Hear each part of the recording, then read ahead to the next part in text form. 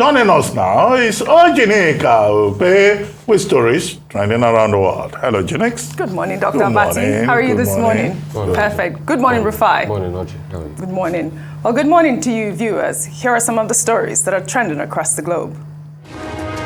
In the United States, billionaire Elon Musk has changed his mind about buying Twitter again and is now willing to proceed with his $44 billion deal to take over the social media platform. The surprise reversal comes just weeks before the two sides were to appear in court.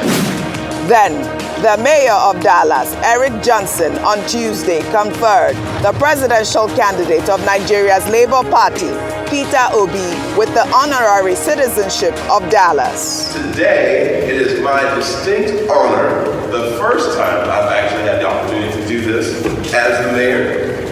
We're going to make you an honorary citizen of the city of Dallas today.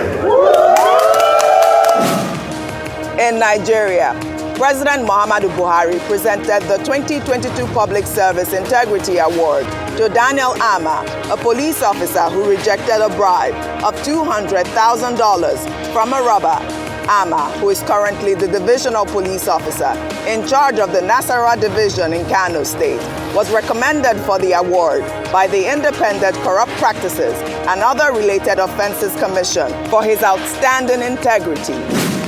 Under sports, world's fastest hurdler Tobiloba Amusan was gifted a house on Tuesday and was awarded a cash reward of 5 million naira by Ogun State Governor Dapo Abiodun. The governor described the Commonwealth champion, who hails from the state, as a role model to the girl child and also named her Ogun State Sports Ambassador. Finally, under entertainment, Oscar-winning actress and director Angelina Jolie, in a court filing on Tuesday, alleged that her ex-husband Brad Pitt had abused her and one of their children on a 2016 flight. In the detailed lawsuit, Jolie claimed that Brad Pitt grabbed her by the head and shook her, then choked one of their children and struck another when they tried to defend her. The 47-year-old actress and the 58-year-old actor were among Hollywood's most prominent couples for 12 years before Jolie filed for a divorce in 2016. Although a judge declared the couple single in 2019, their divorce is yet to be finalized, with custody and financial issues still in dispute. Well, let's begin what's trending. Presidential candidate of Labour Party Peter Obi, in a series of tweets on Tuesday, condemned what he described as the silent arrest of his supporters by security operatives. On October 1st, there were reports on social media that officials of the Department of State Services allegedly arrested one Joseph Onwora, who flew in from France to attend the rally organized by Obi's supporters in Lagos. He was said to be one of the coordinators of the 4 million people rally. There are also reports on social media alleging that some Obidients were assaulted for displaying emblems of the Labour Party. Well, Peter Obi, in what appears to be a reference to the incident, asked the federal and state agencies to respect civil liberties. His tweet read in part, "Elections are not deemed free and fair when a certain group employs the tool of intimidation to ensure that the opposition is silenced, both at the campaigns and at the polls. Peaceful assembly and unfettered electioneering campaigns are constitutionally guaranteed. Both and other ordered liberties cannot be breached willfully by security agents." Recent reports of Obidients being silently arrested by some security agents is extremely disturbing and condemnable. We must ensure that everyone is given a level playing field in the forthcoming elections and that no eligible Nigerian, irrespective of ethnicity, religion, or political affiliation, is disenfranchised, more so through violence and intimidation. Dr. Abati, I mean, we did see some of those videos on October 1st, some of them, though not confirmed. I believe also that the police has weighed in on this matter. In another development, the Lagos State Police Command has assured that it will investigate an alleged attack on 2 supporters of Peter Obi, who were said to have escaped being lynched at the Oshodi Motor Park for being in possession of the party's flag once it gets an official report on the incident. The supporters were allegedly seized, beaten to a pulp, and nearly set ablaze by some touts who operate at the Oshodi Motor Park before they were rescued by a courageous soldier. Over to you, Dr. Abati. Well, first point to be made is that, look, Mr. Peter Obi made a point about level playing field. Yeah. Having a level playing field means that every Nigerian has a right under the Constitution, whether you are at the age of franchise or whatever, to express your opinion, to support whoever you like, and if you are of voting age, to make your choice without being intimidated, without being discriminated against, without being molested. And that was the whole point of the peace accord that was signed, to which all the political parties and all the major institutions taking part in the 2023 elections, subscribed. So to now hear that on October 1, supporters of Mr. Peter Obi were either silently arrested, or they were intimidated, or they were brutalized, is very disturbing. It is unacceptable. It should not happen. Second point is a statement put out by Benjamin Hundeyin, the spokesperson of the Lagos State Police Command, with regard to the issue of 2 flag boys, as they were called, 2 members of the Labour Party who were caught with the flag of the party and who were then brutalized, it was reported, by touts.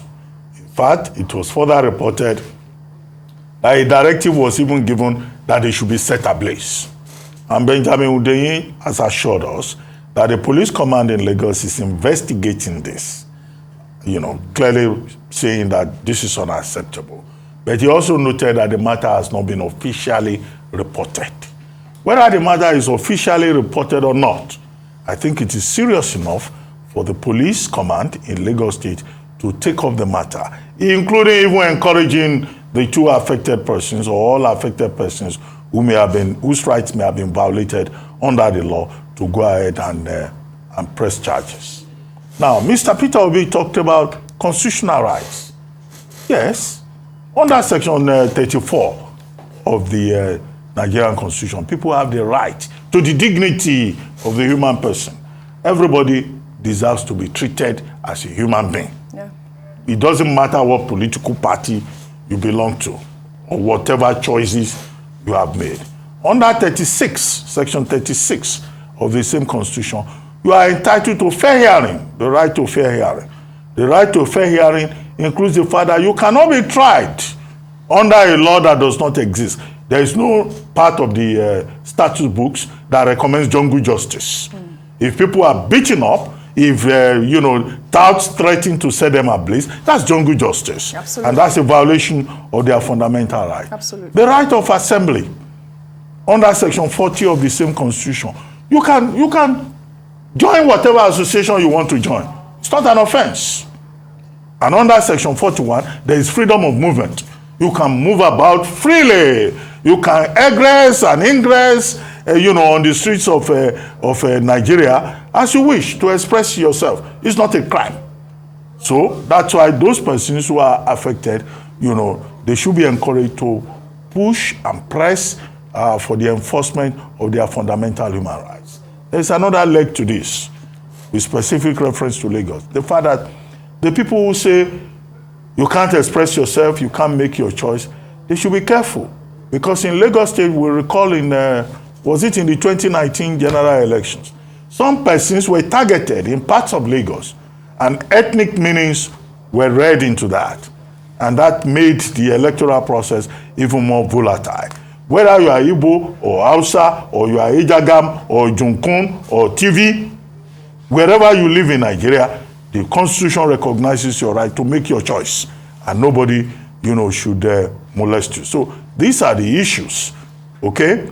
And also, I hope that maybe we'll get to a point in this country where people who oppose other people to make a choice, to express opinion, are called to book, whether it's on the streets of Nigeria or even on social media.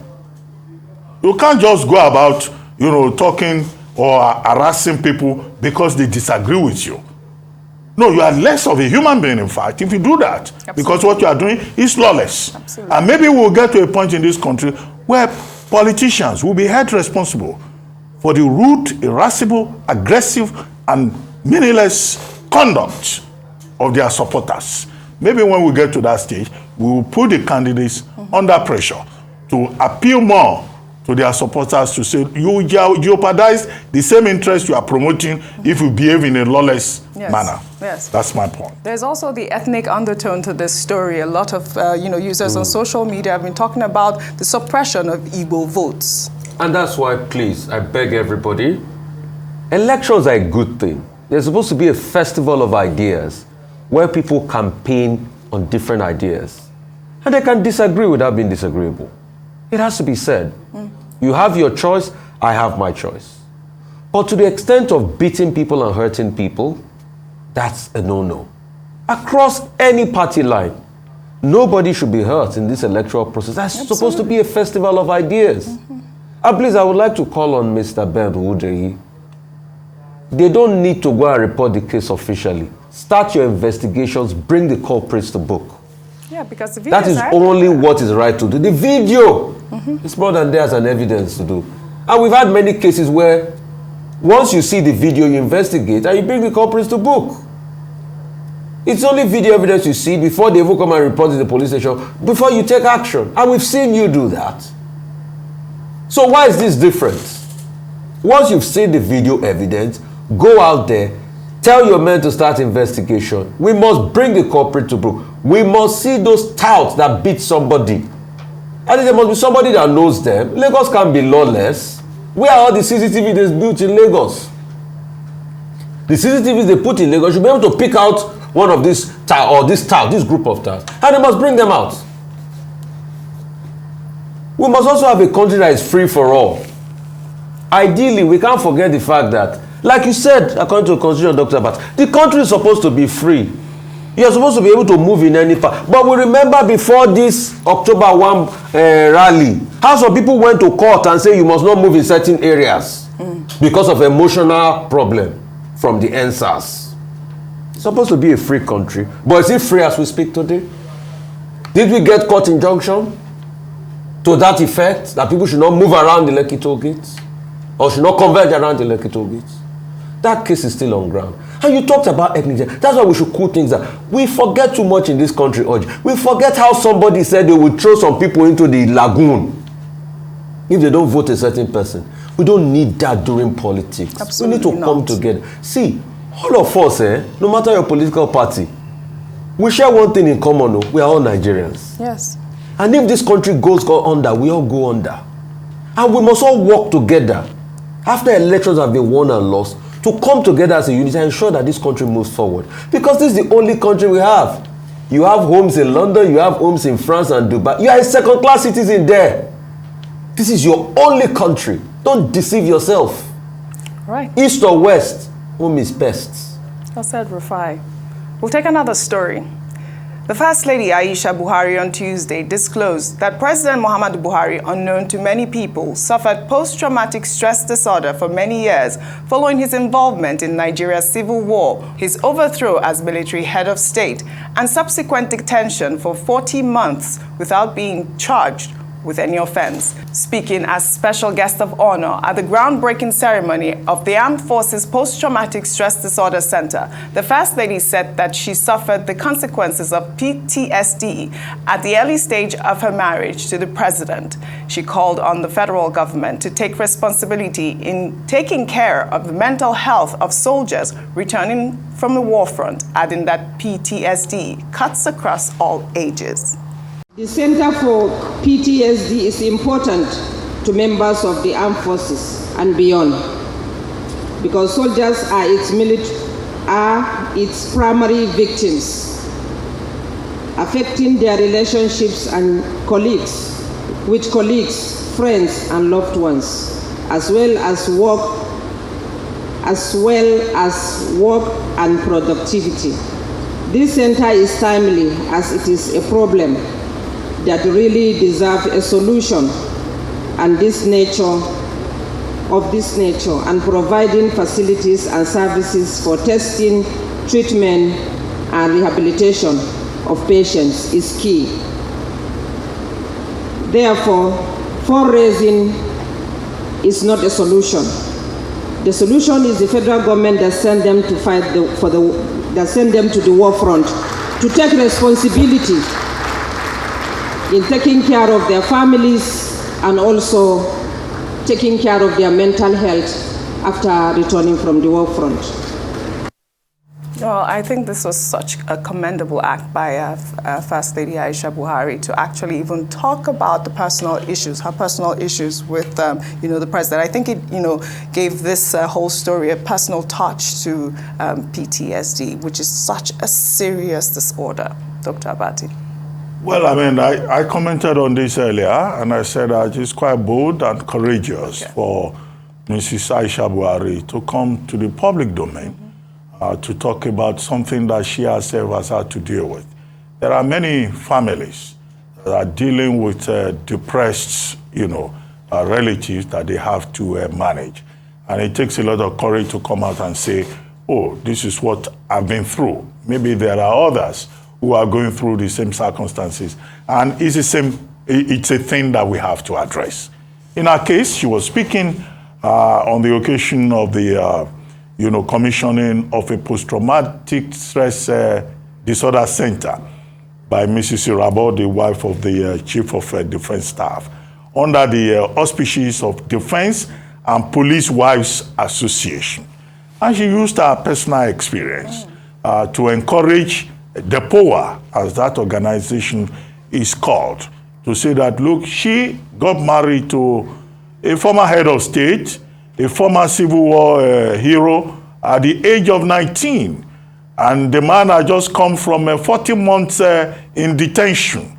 And she had to become a physiotherapist. She had to become a mental health expert. And the fact that she's a wife, in Africa, was a lot of complications. So that also, is something that many Nigerian women can empathize with. All women who are perpetually babysitting very troublesome, Nigerian men who are going from one bout of depression to the other. And she also said, look, the man ran for president 4 times.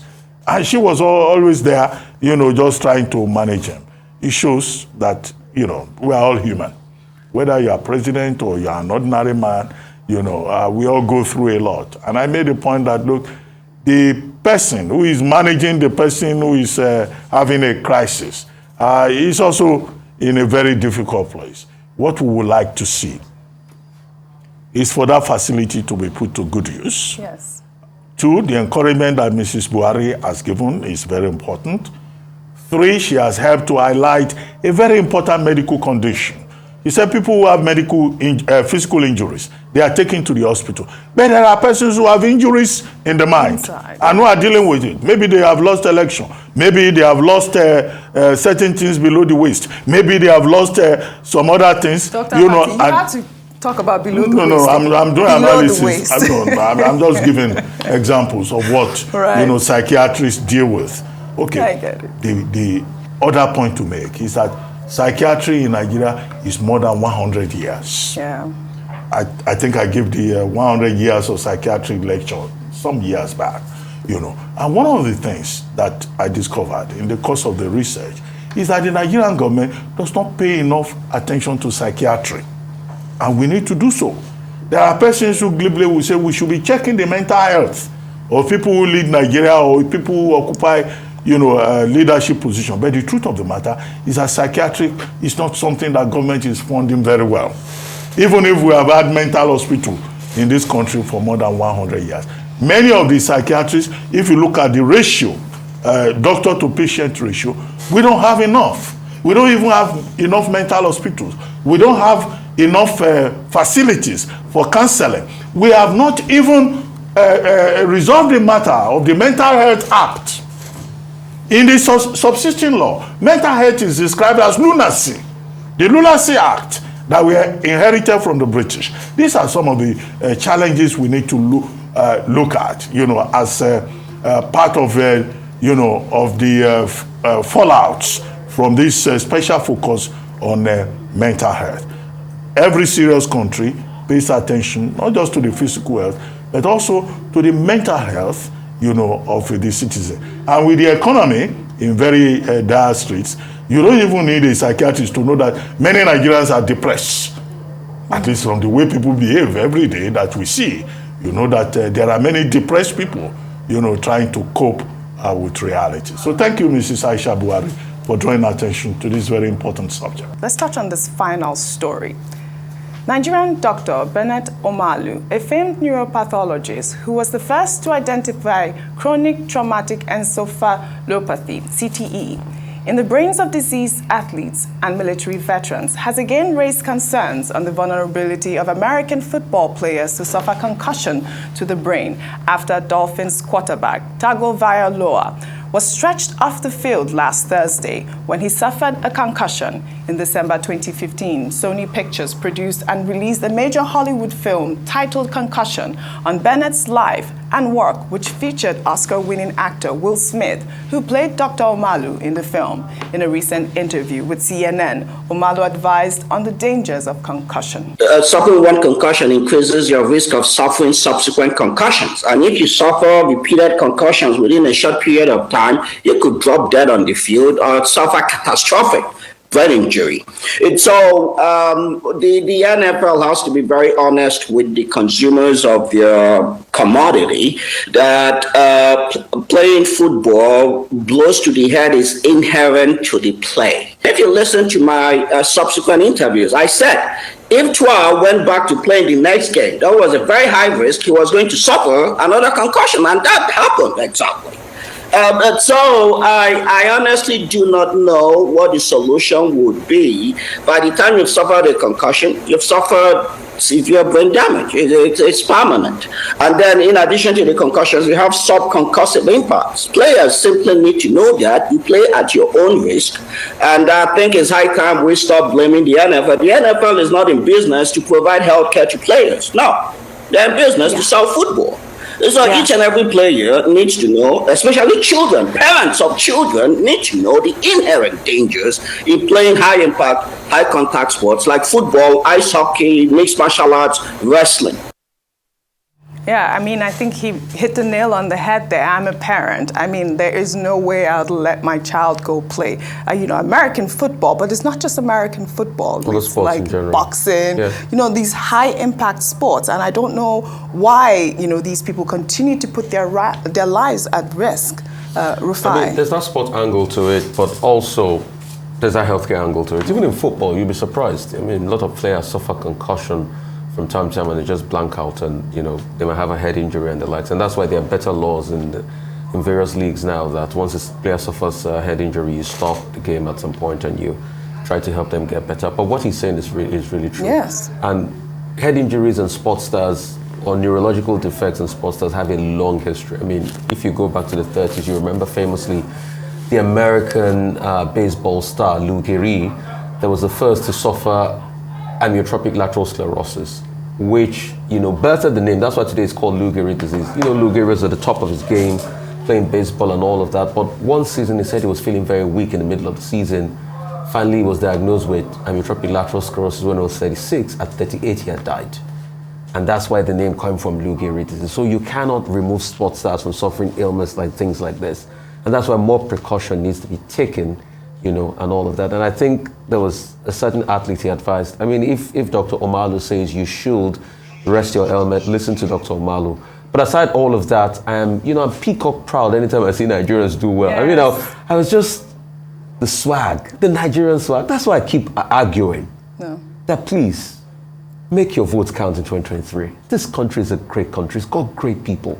Yes. And I believe so much in Nigeria, more than anything, yes, that this country has capacity for greatness. The people are great and it will be a great nation, but we just need to do right. Absolutely. And get to that part. I'm peacock proud. Dr. Omalu, our own Nigerian doctor, and Hollywood movie was made on him. Did you see Concussion? Yeah, I need to watch it if you haven't on his seen lifestyle, Concussion. on his life work. I mean, that's amazing. Brilliant, really brilliant stuff. And Dr. Omalu, good one. Right, good one. Dr. Bati, really quickly. In 2018, Dr. Omalu wrote a book titled Brain Damage in Contact Sports. Yes.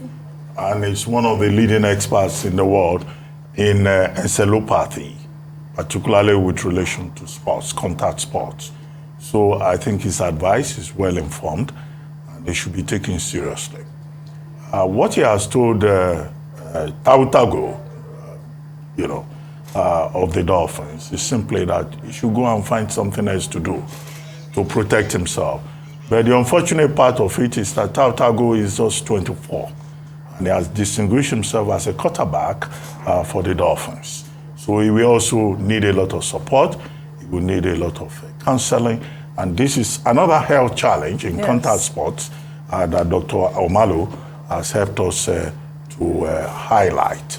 Well, we hope that that advice will be taken, and that other persons involved in contact sports, would take a cue from this. But everything comes with its own occupational hazard. It's a clear case of occupational hazard, it will appear. Well, but it will require the quarterback, the footballer, will require every support that he can get. This should not be for him the end of the road. Absolutely. Well, thank you both for your great analysis as always. That's all I have for you on What's Trending today. I'll see you tomorrow.